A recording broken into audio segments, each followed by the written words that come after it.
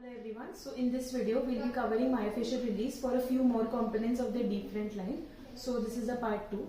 Now for the first technique we'll be performing active form of myofascial release for the iliacus muscle. For this technique the patient has to be in a supine lying position and the patient has to be exposed. We'll be palpating the anterior superior iliac spine and then right medial to it we'll be maintaining the contact with the iliacus muscle. Now once the contact is maintained with the fingers, we have to ask the patient to perform hip flexion and hip extension.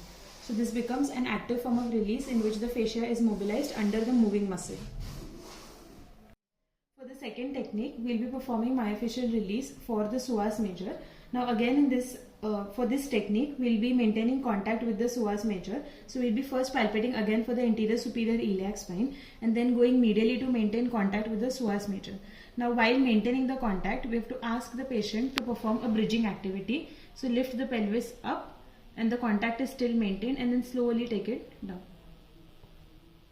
Lift it up again and then down. For the next technique, we will be performing myofascial release for the abdominal fascia. So this is a special form of release technique. Now in this technique, the therapist has to insert fingers from both sides of rectus abdominis and then try to lift the umbilicus up. Now while maintaining this contact, the patient is asked to perform 5 deep breaths.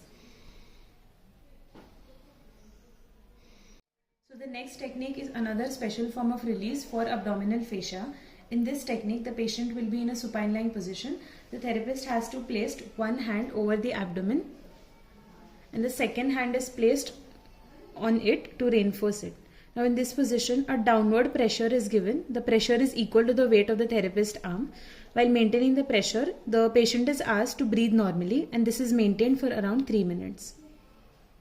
So for the next technique, we will be performing myofascial release for the lateral rafing. For this technique, the patient has to be in a sitting position. The contact is maintained with the lateral raphe on both the sides and now a superiorly directed force is given and then the lateral raphe is released.